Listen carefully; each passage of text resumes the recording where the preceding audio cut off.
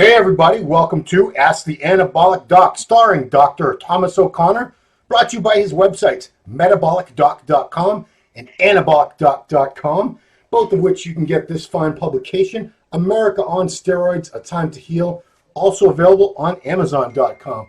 Doctor, great topic today, great topic. You know, we talk about physical ailments and things like that all the time, but just like when we did that show on depression a couple months ago, you can't separate mental health from physical health because they are intertwined.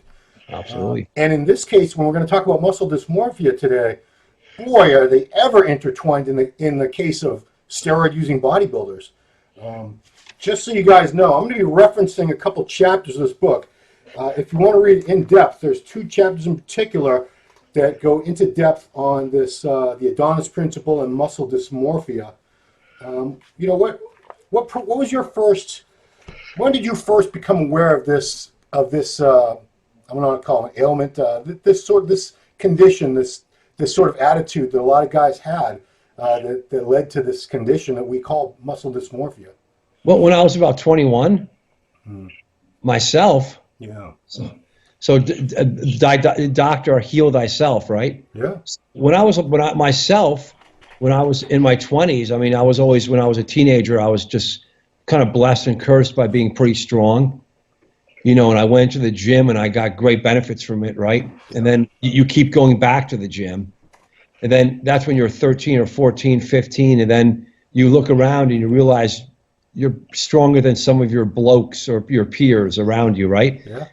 You keep going back to the gym, and then you quit the cigarettes, you know, because you're smoking cigarettes because you were 13, and it's 1977, wow. And we have smoking areas in the high school back in the late 70s. So they sold cigarettes in high schools back then, didn't they? Did they have vending machines with cigarettes? You know what? They probably did. I think they actually did. I'm not even kidding. Right next door, there were vending machines for 50 cents. For the 50-cent vending, where they push the button, you pull it out, and it drops.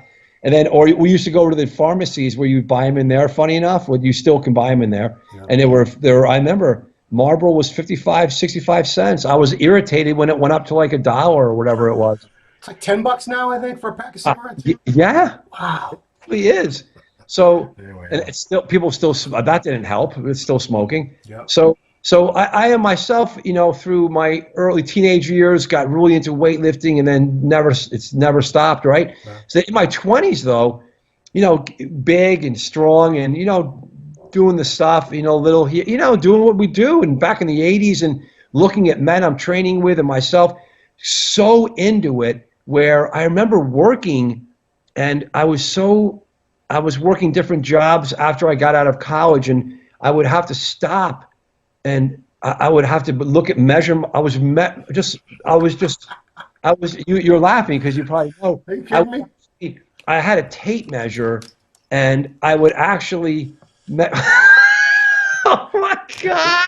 Yeah, after the interview, I'll have to measure them again and see if they change. This is not even planned. So I literally had a tape measure. Guys in the comments, let us know. I had a tape measure, and several times throughout the day, dropping my pants to look at my calves that I don't have, to look at them, not to mention that I had some varicose veins starting, and I was just completely beside myself in panic attack mode of what is happening, and measuring my arm over and over and over multiple times through the day in bathrooms and McDonald's, eating sticks of butter just so I wouldn't lose calories. And then so that's the answer. My answers are never short. And then I went in. Were you slanting the tape? Were you always trying to get like the, you know, no, that can't be right. Let me try again. No, that didn't get the lowest point of the tricep. I would make it the 8 because it was 17, and my best was, I think, a little over 18. Yeah. And I had to make it a certain way and just hold it. I had to put the tricep, because my tris are very big compared to my bi, so I would just hold it, and I did it, 18 and a quarter. Wow. And then if it was set, to this day, I still feel like I have to wake up and measure my arms. Yeah, well, I mean, so it's so it started on me. But big bigorexia, muscle dysmorphia, anorexia. I never even heard of this stuff then. And then it wasn't until I obviously went into medical school in the 90s and residency training, and then I became the anabolic doc, I don't know, 2003 technically, I guess, and then writing for you. So men, I just had the longest day of my life, and it's only 4 o'clock. I mean, I talked to 15 guys today. Every single one has some degree of muscle dysmorphia. Every single one. I'm overloaded. So I'm going to go back to your book here. Chapter 8 is called Desperately Seeking Adonis. And this it was termed the Adonis Complex based on a book written in 2000 by, I believe he's a doctor, Harrison Pope, right? He's a psychiatrist at Harvard. So yeah, that's a doctor. Yeah. So yeah, he wrote a book called The Adonis Complex, The Secret Crisis of Male Body Obsession. And I think that sort of brought some awareness to it for maybe the first time, because obviously anorexia has been a well-known and deadly issue for women for many, many years. And it's the flip side of that, but it's very, very similar. You know, an anorexic woman can be, 5'8", 90 pounds and look in the mirror and see a fat woman staring back at her, and she'll go days without eating, just nibble on like a grain of rice or something. They'll die. They're in the. I take care of them in the hospitals. Yeah, that's heartbreaking. Especially if you imagine having a daughter that was suffering from that. But yeah, this is the flip side of that. So I'm going to quote your book here. So I have permission, I hope. Yes. So, it says, talks about the satisfaction people get from lifting when they first start. And then you go on to say, for some lifters, however, the satisfaction is short-lived. These are the lifters who become trapped in an endless, compulsively driven effort to attain what they believe, despite obvious gains, has not yet been achieved, their ideal body. Well, you're never going to have the ideal body. And then you go on the next page. Each lifter should examine whether his choices reflect normal, mature goals that do not prompt self-destructive behavior in the way that ungoverned, primitive drives can. And then you explain later on down the page, Adonis complex is also known as Bigorexia, which is a play on the word anorexia, but so apt, so fitting.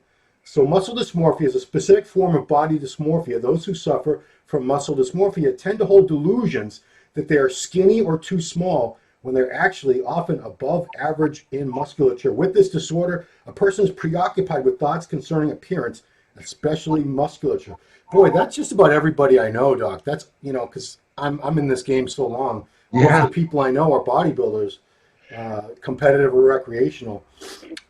Muscle dysmorphia influences a person's mood, often causing depression or feelings of disgust, causes constant comparing of their body to an unattainable ideal. Not infrequently, AAS, anabolic androgenic steroids, are used to the extent that physical health is seriously impaired. Just one more part from that chapter, but well written, so that's why I'm quoting you. Their whole life revolves around training sessions and eating regimens despite failing relationships, financial strains, and endangered health. Again, this describes to the T so many guys that I know, guys I've known that are dead because of this. They died because there were obvious signs they had. I know people that had congestive heart failure. Clearly somebody, or serious liver, serious kidney issues. These are red flags saying, that's it, this is not for you. Stop now. And they didn't stop. They kept abusing drugs, kept their weight too high, didn't do any cardio, did nothing to improve their health, and just kept going in that downward spiral, trying to get bigger and bigger. And a lot of these people, some of them survived, but they had major health issues, and some of them just didn't make it. And these were guys, sometimes it's late 20s, early 30s, that young. I've seen some of these people go. This is my life. This is what I'm doing. Yeah. I mean, a lot of the guys you're seeing now, first I want to ask, obviously a lot of these guys come to you because they figured out, I can't do this to myself anymore. How did they get over it? Did they seek psychiatric counseling or therapy, or what was it that made them or gave them the ability to get past that? Because it's tough. It's all different. It's like anything else of any condition or any representation of a disease state, if you will, especially with a psychiatric state, where you have to this side to an extent to where it's severe, where they don't stop, and despite having heart failure and kidney disease, they keep doing steroids. And there's many men that both you and I, that have just succumbed to it and they're dead. That's the extreme example of the woman who's in the hospital, who won't eat, She's 86 pounds of bones, and she dies from cardiac arrest because her potassium is so. I've seen it. I've been taking. And as you're reading that, I'm thinking, why we take such seriousness. We take it so seriously for women that have anorexia, nervosa, bulimia, and we should. Right. Why the fuck? Why aren't we taking this seriously for all these men? Yeah, I was going to get into that later, but let's talk about it now. Okay. I mean, well, and you know me, I'm the captain of just launching off the Mobius. So the question, you asked a question, let me answer it for you. There are different degrees. Guys come in with a joking degree like, Doc, I'm on steroids for years. I have anorexia, I have bigorexia, but you know, my wife is here, or my mom, or someone, or I'm here myself, and I don't feel good. I got to get off. Help me get off. And then they may or may not. They have periods as I'm treating them where they may fall off. A guy today fell off the wagon. He's not using I'm not going to lose my license. He's not using my testosterone, but he's adding his own, and I'm humbled that he's able to confidently tell me. And he's like, I stopped. Let's check the labs. So you take care of him. You give him some care and some love. What's going on? What happened? You know, Doc, I just had those urges, man. I had to take more testosterone from an outside source, or I had some Anadrol. I mean, they kind of joke about it, and then they stop. I have men I work with psychiatrists with them. Yeah. And so there's the spectrum. That's it. So I want to talk for a second about before, I guess we'll mention real briefly, but yeah, when it's women are just, women a lot of times are treated more like victims, and, whenever anything befalls them or they make bad choices, now I'm going to sound like anti-woman. I'm not anti-woman, but obviously, I would hope it's obvious. But, it's seen as like they're the victims of anorexia, that they didn't choose to feel fat and do these extreme diets and suffer that and put their bodies through these ravages because they're victims of the media showing them skinny 6 foot tall 110-pound supermodels and Victoria's Secret models, and but if a man has the same reverse where he never feels big and muscular enough and he's comparing himself to, let's say, the guys on the cover of MD or that they see online, these big muscular genetic freaks on all kinds of drugs, he's not looked at as a victim. He's looked at as a narcissist. Wow. As someone who's obsessed with his appearance. He's full of himself. It's just not looked at the same way, and it's I hate to say it's just an anti-male agenda that's at work here, I think. But that's amazing, Ron, that you just set that comparison, that contrast, that they're the exact same organic disease. There's a reel running in your brain. Please, we need a psychiatrist or a psychologist to come on. That they're running a reel that's negative. It's obsessive. They're dopamine, norepinephrine, all these different neurotransmitters. They're obsessed.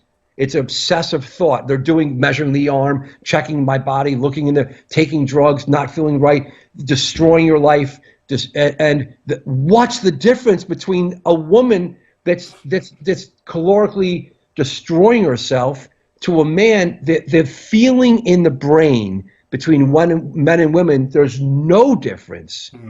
But it's interesting, society's perception, there's the victim, we cause the women to do that. Right. And the men, which you're saying this, I never even thought of this, you're 100% on board, on target, that they're both responding from the same picture or this image in social media. It's getting worse and worse because it's everywhere now. With your own social media, you have to be a star, and you're visualized 24/7, and children are suffering from all this technology. I read an article the other day that the nervousness in psychiatric disease and depression in children is worsening in schools because they have their phones. They have to keep up with social media, the gaming. I'm just telling you what no one's going to argue that there's literature on it that they're more nervous. So now the men are one, but the men, you're right, they're vilified. Yeah. They're narcissists. Those are the right words. They're scumbags. You're a piece of crap. You're disgusting. It's disgusting what you do. I hate that body. It's disgusting body. Yeah. But when they see a woman who's obviously distorted from anorexia, they don't say, "Oh, I hate that disgusting body." You feel sorry. Yeah, poor creature. You poor wretch. There you go. Yeah. No one says you stupid bitch. You're pathetic. You're just. They may say, "Oh boy, she looks mad." I feel so sorry for her. But then they get so angry at these men. What are you angry at them? What did that man do to you? I want to talk about the unattainable ideals. That these anorexic women are often chasing an ideal that genetically they're never going to be. The average American woman is 5'4", 168 pounds. That's the average height and weight. Wow. Yeah, they're big now. It's a lot of obese. There's a lot of overweight people, especially women. America. So, but they're looking at in the media. I don't think it's as skinny anymore. I think it's a thicker look now that seems to be in than years past, especially the 70s and the 80s. They were skinny. They were really skinny. They were all coked out of their minds back then. All the models and actresses, but still, they're never going to be able to look like these women. If you're 5'2" and 200 pounds, you can diet all you want, girl, and you're not going to look like this 6 foot girl, 6 foot 16-year-old walking the runways in Paris. It's just it's not meant to be. But on the same token, we have this unattainable ideal, looking at these muscular men, and let's go to the extreme, the bodybuilders. And I'm part of the problem because I've been working in this industry. I've been glorifying these guys for many, many years, and I'm a victim of it myself because I'm a sufferer of muscle dysmorphia. I'm the poster boy for muscle dysmorphia. That's why I'm sorry to laugh. I'm not laughing. No, it's okay. You can. It's fine. Because we talked last week about getting someone else on. I thought about it. I said, we don't need anybody else. I'm it. I am muscle dysmorphia. Vote for me. But oh my God. For all these years, I've been writing and I've been buying magazines since I was a teenager and putting these guys' pictures on my walls and dreaming about looking. In the early days, it was Gaspari and Haney and Mike Christian and these guys. And now you have guys like Big Ramy and actually they're not quite, the mass monsters aren't quite, but we've had a lot of big freaky guys, and the reality is that without the right genetics, and those genetics are probably only occurring in 1% of the male population, if that, it doesn't matter how many drugs you do, because that's the problem that I see. Is I've known thousands, literally I've known thousands over 25 plus years in this game, and in all these gyms all over the country I've been to, guys that have done every drug in the world in an effort to have that type of look, and very, very few of them came remotely close, because you do have to have certain genetic traits in place. You have to have that bone structure, the muscle bellies. You have to have the right response to drugs, which is another genetic component that a lot of people aren't even aware of. So you got these guys chasing an ideal that's it's impossible. They're never going to look like that. No, I know. And in the meantime, they're going broke. I know guys have lost their jobs, lost their marriages. They live on people's couches because they live out of their car because they spend every last dime. Gold's Venice it's always famous. There's been a stereotype of guys that lived in the parking lot in a van or something. And it's you saw it in the first movie, Bigger, Stronger, Faster. There was a guy in his 50s or maybe even his early 60s who'd been out there living in his van for like 30 years. That's right. Joy, I'm getting exhausted. You're getting like me. You're getting crazy like me. Oh, so it's great, though. It's great to see. But let me ask you a question. So, like, someone's always saying to me, "Yeah, Doc, there's the regular guys like you and me that do steroids, and we almost look like those top, Lee Haney, Ronnie Coleman, Jay Cutler." But let me ask you a question. Yeah. And no names mentioned, but guys, the top pro bodybuilders, they are so gifted genetically. They got it. They have it all together. We envy them, because I know I did, and I even still do. You look at them, and you're in awe. And we're not homosexuals. No. And none of this has anything to do with sexuals. There's no sexualness with this at all. No. It's such deeper and broader. And so, but you like Ronnie, Jay, do they feel? Do they have they are the perfect? Do they feel like this? I can't speak for those two gentlemen, but because it's on record and it's on video, you know who Rolly Winkler is, right? Yeah. absolutely enormous, okay? He's 5'8" on a good day. He might even be 5'7", I'm not sure. Goes about 280, competes at around anywhere between 250 and 270. I've seen him compete. He said in an interview just a couple months ago that I did for MD, he always feels small. He looks in the mirror and he never feels like he's big. And everyone's like, "Oh, come on, Roland." He's like, "Nope, I don't." They tell him how big he is, and he's like, "Nah, I don't buy it." Wow. So, I mean, if someone like that can look in the mirror and not feel big, that's a prime example. And I don't know to the extent that he suffers. And when they're on the stage, I know guys have told me this, and I know you hear it all the time, the high that they get when they're up doing their thing or lifting in the gym, which I've felt, lifting heavy and being in the gym, it's a goddamn cocaine heroin high. Yeah. So what do you do with that? It's like chasing the dragon with heroin, I guess, is the phrase they use for it, because it's so fleeting. It's that real brief moment, and then you're always chasing it over and over again. But, I'm sure I can speak for a lot of guys here where I could be in a gym with maybe there's 30, 40, 50 other guys in the gym. I always feel like everyone's bigger than me. I can be looking at a guy that I have 80 pounds of muscle on and think he's bigger than me. Or I have this crazy irrational belief. I'm nuts. I probably am a little mentally ill. I'll look at the guy and say, okay, I know I'm a lot bigger than that guy, but I think everyone else in here thinks he's bigger than me. Oh my God! I think they look at me and they don't see what I really look like. I think they're seeing me and they see me small. I know. Thank God, it seems like the guys like us can joke. There's a certain protection, defense mechanism. We could joke about it. Mm-hmm. You know what? Like, that is so. And then the outside person is going to look at us and say, well, we're talking about, which obviously we know we got a lot of guys are going to hear this and going to go, holy crap, this is amazing.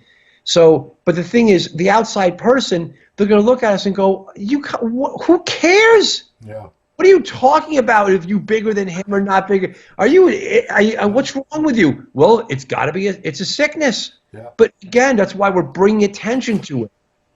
And it's funny because we put so much importance on muscle size and the physique, and some other people obviously would put more importance on things like, what do you do for a job, or how big's your house, or what do you drive? How much money do you make? How much money do you make? I'm like, who cares? He's bigger than me. I don't care if he makes $10,000 a year. He's bigger than me. God damn it. Isn't it incredible though? And there's something primitive in the male brain, but there are some women. So let's talk about the women in this, because when I know we were going to do this, someone around me who's close to me in my inner circle said, "Don't forget to talk about women. And it's not a sexual thing. There are women that love to be badass and strong, and they have bigorexia too." You're talking about like female bodybuilders? Yeah, well, women, and I know female bodybuilders or women that use steroids. If you look at the data, that I don't really know much about this data, but it's written. And I've just reiterated the data that a lot of them have done steroids because they've had, unfortunately, some stressful event, like they've been raped. And you've heard that, right? I'm sure that it's similar to like why a lot of women overeat and get obese, is they're trying to make this big cushion protection against, maybe they were molested or they were raped or something. But I know I've talked to enough women in the steroid world, both personally and in my practice, that they say, once you do steroids and you do it, move over, guys, because we like to be strong too. It's like, and some woman said to me, I just remember this. She said, it's like the lion. You ever see a lion and a lioness? Yeah. Like, that lion is a big badass lion. Like, that's the male lion. But you ever see the lioness? Like, she's going to kick the crap out of you too. Well, they're the ones that actually do all the hunting and taking down the animals. There you go. I think the male lions just kind of hang out and she said that. She said that fat lazy bastard's just laying there. Yeah. We'll kick the crap out. So badass women are bad. This has nothing to do with sexual orientation. Like they just, what a woman walks in the gym and she's sexy and she feels, but that irritates her. They've told me she wants to be taken respect. She wants to go apart from some of the other. We're not going to go into the other, like the fitness whores. But it's like, this is a great show. It's a wild show. Yeah. So it's like like women that take it seriously and they train hard and they're strong, they're not going to be competing with a power lifter that's going to be squatting 600, Ronnie's 800 for 5 reps. Like they don't need that. But there's women there's how many reps? 3 reps? 2. 2, sorry. That's right. And Ronnie was he's in remorse that he didn't go for 5. Right? I do remember that. My only regret, he says, my only regret. And there's no one better than Ronnie. There's no one. Ronnie is the king of kings. I know you agree with me. Ronnie Coleman is just the king of kings in the world. And in the end, his personality and his heart and his spirit is just absolutely right, Ron. I mean, the guy is just, you watch him training, you watch how he was, it's just unbelievable. And now he's still unbelievable. I saw a picture of him the other day standing up. Wasn't that like a couple? I'm like, where the hell is Ronnie standing up? How was he doing? Oh, he can walk. He can walk for brief periods without crutches, but I've seen it. It's a very uncomfortable gait. GAIT. It's kind of like a side to side waddle almost. Yeah. But you can see it in the movie in that Netflix documentary. Yeah. Generation Iron did. But the women want to be strong. They do steroids. They get strong, and there's a high on having that body. So it's something very primitive, and this is part of the muscle dysmorphia, because once you get the high, you're done. You just want to get it again and again. And the steroids, they give a good high. I mean, mm-hmm. So why would you ever want to be on? Once you felt that, it's like people wonder why. How can drug addicts? Why can't they just quit? You don't get it. That's true. Once you have that feeling, you always want to have that feeling. It's incredible. I want to go back to your book because I think it's important that we really specify. How do you know if you have muscle dysmorphia? And you broke it down in chapter 9 of your book called Muscle Dysmorphia: Disease or Dedication. So real quickly, one by one. The first one: constantly examine themselves in the mirror. Absolutely. It's hard to pass a mirror without doing a quick flex. Number 2, frequently compare themselves with others. They say it's you versus you. Nobody thinks that way. It's that guy over there has got better arms than me, and that guy's calves, or it's always something. Hate their reflections. And see, that's the thing, is people think we're looking in the mirror and we're admiring ourselves, but we're looking in the mirror and going, hate that, freaking arms, freaking delts aren't wide. It's always, we see flaws. People don't get that. God. Become distressed if they miss a workout session or one of their many meals a day. Oof, absolutely. I'm ashamed. I'm actually ashamed to say this because I'm almost 50 years old. Theoretically, I'm a professional at what I do, and I have a certain position in this industry. But my whole day revolves around my meals. 7 o'clock, and a shake after the workout. So you're still actively diseased. Absolutely. If I miss a meal, I freak out. I get very upset. If something's happening during my meal times, I really try to get out of doing it. See if I can reschedule or completely get out of doing it. I know that's ridiculous. Other guys that are others, executive and other worker guys, they don't even give a shit about them. They just don't even eat. They gorge at night, and then they come in to me with diabetes and a heart attack. I mean, that's most people. Most people work their asses off all day. They barely eat, and then they'll go home and just go to sleep. Become distressed if they do not receive enough protein per day in their diets. Oh. Yeah, you can't just give me carbs.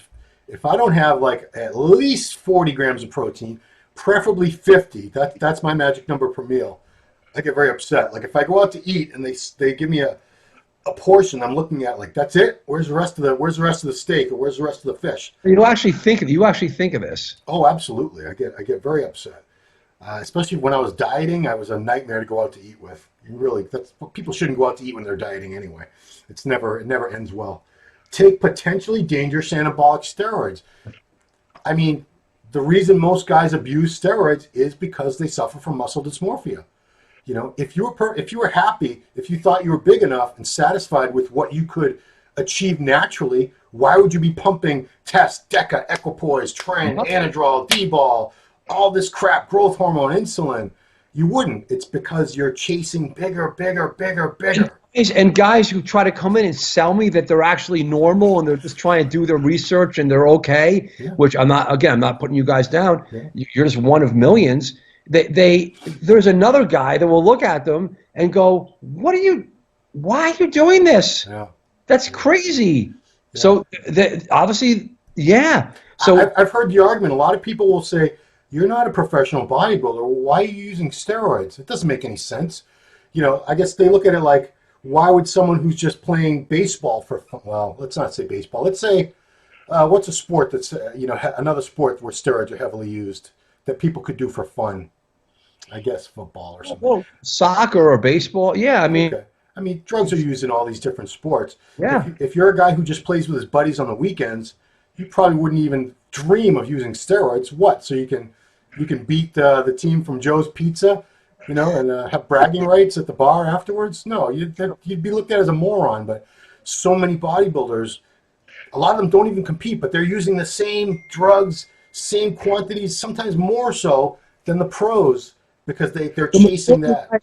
The majority of guys, we know that they don't compete. They don't compete not only in Major League Baseball, but the majority of by far the majority of steroid users and PED users, which include women and clenbuterol and diuretics and growth hormone, which is not an anabolic steroid, obviously, as you know, all these drugs, they're just doing it for personal reasons. They just they're looking for that feel good. Right. That's it. And there's millions upon. I'm overloaded and I'm happy. I'm overloaded and happy. Yeah. I mean, my day job is just not going to, it's awesome, but we got to blow this up though, Ron, and we are. I mean, we need more care. We need more primary care doctors, which I'll be training. We need more fathers and mothers and people like us that have the disease to step forward and go, you know what? I'm in recovery. I have the disease, and don't make fun of us. That's bullshit. Don't make fun of us. But even though we kind of make fun of ourselves, but you know what's interesting? You can make fun of yourself, you and I, because after this we're going to go lift weights, and you may go have some protein and maybe take another testosterone shot. And you know what? No, that's tomorrow. That's tomorrow. But go ahead. But we provide your heart with protection, like your brain is okay. And it's interesting that you're kind of a functional drunk. It's a functional disease. Right. But it's like you don't see, I'm just wondering, you don't see the anorexic, like I guess they are pathetic victims and they don't feel, they're not pathetic. I don't think they're pathetic. They're true. You feel sorry for them because they look pathetic because they're wasted and sick and they feel like crap. So the difference is it's a similar disease, but I'll see you later. I have to go lift weights and get high, and I look better than the doctor. I think anorexia probably, and rightfully so, because it's if someone suffers from anorexia, it's a very quick progression toward death. If they don't get help, Well, Ron, some of these poor girls, and there are men that are anorexics that are physical teen. I've seen some of them. Yeah, I have them. I have one guy right now. And again, if he's ever listening, I'm not disrespecting. He literally has, I take care of a man who has anorexia. Would you know what to look at him? Oh my Lord, yes. Yeah. He's 117 pounds and he goes in and out of the hospital because he just stops eating. But he does go on and off testosterone because he has periods. His testosterone levels were abolished because he's just nutritionally debilitated.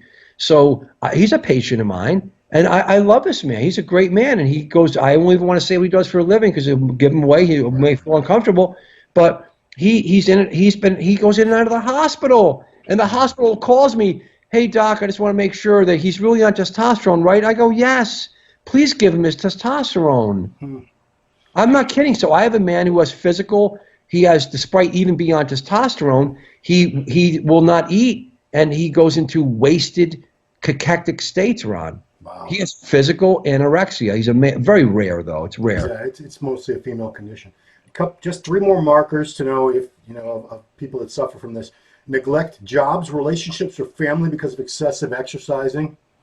I think most guys I know, they don't do that. They don't quit their job so they can train Well, like 3 hours a day or anything they'll like that. strain Ron, they'll strain the shit out of the relationship, though. But then you codependency. You'll find someone who's codependent, who lets you do it or does it with you. Yeah, most bodybuilders I know, if they're not with another seriously training woman, it's got to be a woman who's all for it, because otherwise there's not many people, men or women, are going to put up with that lifestyle. It is obsessive. It's like, you just ate, you got to eat again? How many times are you going to eat today? Or looking in the mirror, or just taking the steroids. The average woman is like, what? I'm not being with a steroid. Or women, how many stories have I heard, and you and I have heard, of you enter into a relationship and then you're hiding the steroids because she's normal, if she is normal, not in the industry. Right. And that's why they stay in the industry sooner or later. That they hide it, and then all of a sudden it comes out, and it's either game over, or he starts explaining things. I don't know, or she starts then it becomes this whole conflict. How many times have I had men come in with girlfriends, and I had to sit like a marriage counselor? I'm not a marriage counselor. I'm like, it doesn't work. I don't do this. Please get out. So it's like, doc, explain to her. I did do a video for a wife's mothers and girlfriends. I did a video explaining for why he needs to be on testosterone once he's taken steroids long enough. That's for mothers, girlfriends, and wives. And to explain, because a man asked me, a patient of mine said, "Doc, please do the video, because you explained it really well to my mom or my wife, but please do it for the world." And I did. I put my suit on and I did it. I'm going to teach you a new phrase. I don't know. I've only heard this used a few times, so I don't know if this is in the popular lexicon of meatheads yet or not. But a few guys I know use the term, and women, don't get mad. This isn't my phrase. Down ass bitch. When they're looking for a mate or a girl to date seriously, they're looking for a woman that understands the lifestyle, will either train with them or won't complain that they're going to the gym every day. They'll help prep their food for them. The 6 meals they need every damn day of the week, and they'll help them with their injections, because especially you can't reach certain areas and you run out of places to inject. So they're looking for a woman that is such an enabler or such a codependent that they'll help them with their obsession, that they'll inject the steroids and the synthol, which we'll get to in a second. They'll do all that for them in the food, because regular women, they'll put up with that for a very brief time, and then they're out, or they'll say, "You're out of here." Down ass bitch. Down ass, she's down with it. Yeah. Have delusions of being underweight or below average and muscular. Oh, absolutely. Come on. I mean, you just told me about the guy that you look at the guy that's little, and you think that they're looking at him and that he's looking better than. I don't think when I walk around people know that I even work out. I'm like, they don't even know. I don't even look like I work out. They don't even. Yeah. That's I'm pretty sure I look athletic. I think people know that I work out with weights, but yeah, I'm not Ronnie Coleman. That's an immediate. People will be like, "What the? That's a monster."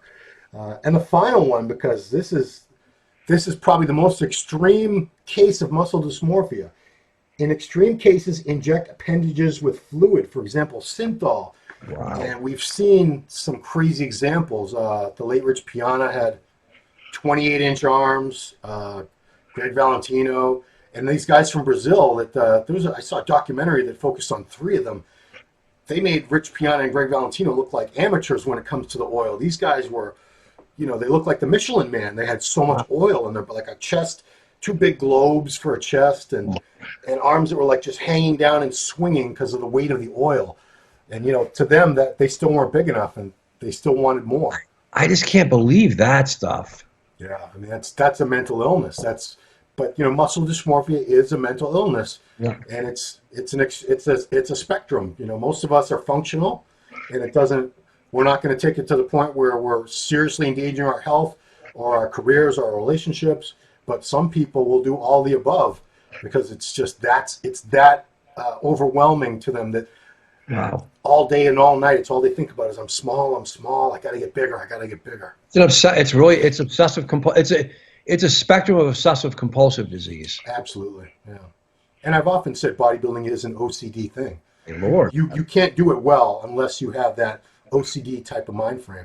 And it's 100%, and that's why your whole life evolves, like you said. You have to get the downright bitch. What is it called? That downright bitch. No, down ass. Down. It's all right, Doc. Down ass bitch. It's to your credit that you didn't remember it. Down ass bitch. Downright down on it. So it's amazing that, but only now because of social media that we're reaching out to. Not just the cobwebs. So 20 years ago, where you and I, because at our age, I'm older than you. Back in the 80s, it was because no social media. It was small segments, right? It was a real subculture. Now, that's why it has to go. This has to be blown up as a public. It has to be a public epidemic. It has to be a public health epidemic, at least to bring attention to. I'm not saying we're shutting you down, Ron. I'm saying we got to bring attention to it in a loving, caring, ethical way to understand it. And I'm towing the rope here. I'm the doc doing it. So it's working well, only because social media has put the whole thing on steroids. Yeah. Now everyone is getting, because they're just comparing themselves on social media that I want to be like, and that look at everyone sharing. Everyone's talking about what it's like, who cares? It's like they're opening up.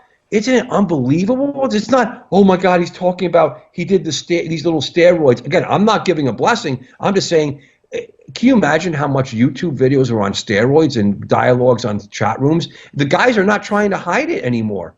No. It's unbelievable. And that's why I'm blowing up, because my practice has exploded in the last year, because it's just in a good way. This is blowing up. You need to go talk about it. And then we always talk about the physical manifestations, the heart, the kidney, right? All my tinkering and all my, geeky, technical physiology, medical. But this is actually arguably the most important show, because we're talking about why a man does things to destroy a perfectly good heart and a perfectly good kidney. Yeah.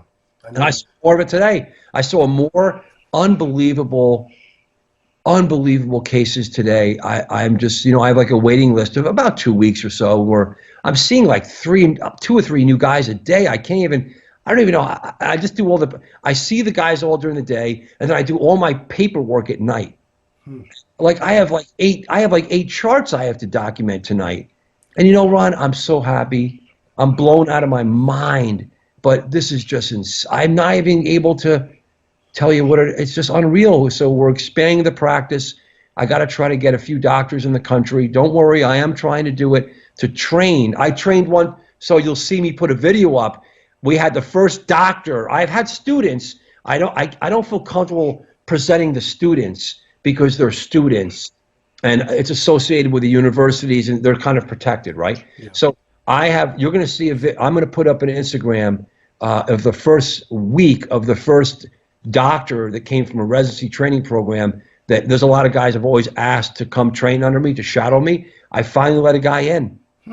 His name's Greg Mera, and I did a video. He just left for the week. He was here all week, and he's studying, and he's been here the Monday. I browbeat him for the last 4 straight days, and I congratulated him. And he just left. He's supposed to leave tomorrow, but he left a little early today because he has some stuff he has to do. So of course I'm a good sponsoring doctor. I'm a good teacher. I let him, because he has this guy's, he has a lot of work and studying to do, and he was outstanding. His mouth was, I had to put a jaw strap on him. I had to put a jaw strap on this man. I mean, he just is like, Doc, this is unbelievable. And he's a family medicine resident. And he just can't believe. He's like, Doc, this is like unbelievable. He experienced probably 40 patients in 4 days. Wow. You know what I mean? And your poodle's getting upset. That's my poodle. Yeah. So anyway, so what I'm saying is we're expanding, and I'm starting to train physicians in America finally. Will some of these people be installed in Fort Lauderdale soon, perhaps? Oh, so Tampa. We're going to expand up in Tampa with a doctor. Okay. Las Vegas with a doctor. And either LA and Chicago or Chicago. Right on. Okay. There you go, baby. They're going to be Metabolic Doc. We're going to do an expansion through a franchise called Metabolic Doc Men's Health America. Wow. Well, you might want to make it international, because now you don't want to limit yourself. Huh? Well, it's America's first, though, so we will go international. First America, then the world. Okay. Hey, this business is booming, Ron. Yeah, I mean, there's men that need this type of treatment all over the world, not just America. But Unreal. charity starts at home. Let's start by taking care of our American brothers first. But I do appreciate muscular development always, because 10 years, we're going to celebrate 10 years Oh, wow. of the Anabolic Doc this summer. All right, on. We should give you a cake or something. I don't know. But well, Doc, this has been an intriguing discussion. I'm glad you agreed to participate in it. And again, there are 2 chapters in this book, America on Steroids, devoted to the muscle dysmorphia and the Adonis complex, for you to check out in greater depth, because as always, we go off on tangents and things like that. But I hope you guys enjoyed this discussion. I certainly did. I feel like it was a little bit of a therapy session, honestly. Thank you so much, Ron. Thank you, Ron. Thank you, Steve Blackman. And please check out the doctor's websites, metabolicdoc.com, anabolicdoc.com, and his YouTube channel, Anabolic Doc. Plenty of fresh content every week.